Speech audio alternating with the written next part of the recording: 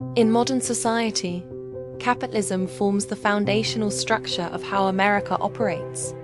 It can be argued that capitalism is a key reason America became the most powerful nation in history.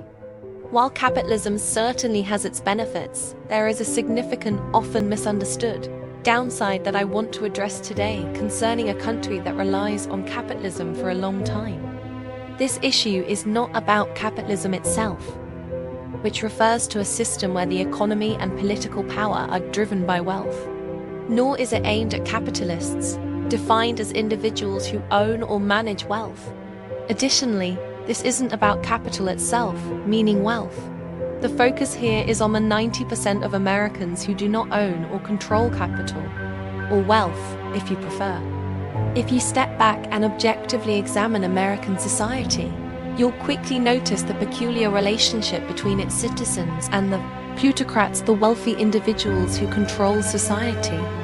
The mere use of the term plutocrats reveals a lot. The problem is that America is governed by the affluent class. American citizens resemble a bewildered herd, while the wealthy act as the shepherds. They set all the rules for us, and we seldom have the opportunity to participate in rulemaking for ourselves, let alone for the elite. This is indeed an unusual relationship. It's important to understand that all wealth is generated through the labor of the people. We don't actually need the wealthy, but they cannot exist without us. I'm not criticizing wealth itself. Not at all. I'm merely highlighting the fact that ordinary men and women can maintain a functional society without the presence of powerful and wealthy individuals.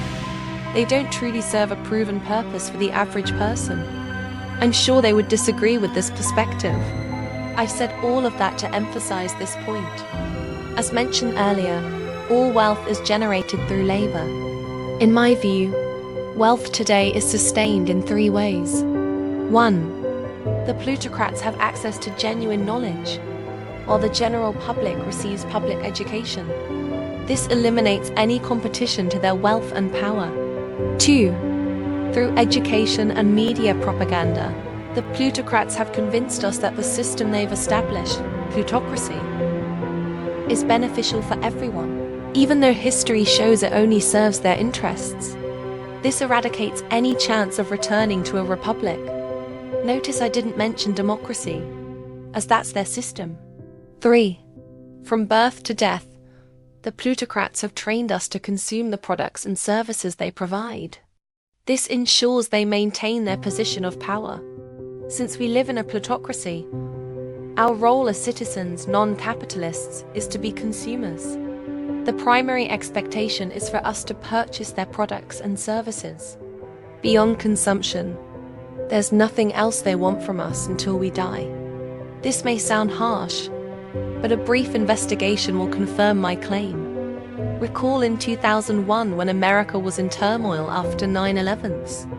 As the Twin Towers fell, and 2,763 innocent Americans lost their lives, as reported by Google, what did George Bush Jr. advise Americans to do? He said, "As we work with Congress in the coming year to chart a new course in Iraq and strengthen our military to meet the challenges of the 21st century, we must also work together to achieve important goals for the American people here at home. This work begins with keeping our economy growing, and I encourage you all to go shopping more. It's a peculiar request until you realize that 70% of the United States GDP, gross domestic product, is driven by consumer spending. In this capitalist society, our role is to spend money, incur debt, and continue consuming. Once you're too old to keep consuming, you're expected to pass away. There must be more to life, and indeed there is. As a nation, we should emulate what capitalists have been doing for years. Start businesses and generate our own income streams. This approach would make the trickle-down theory, give to the rich, and the poor will get the crumbs, and the supply-side economics. Supply the rich, and the poor will get what's left. A beneficial reality. The average American's role is strange, indeed.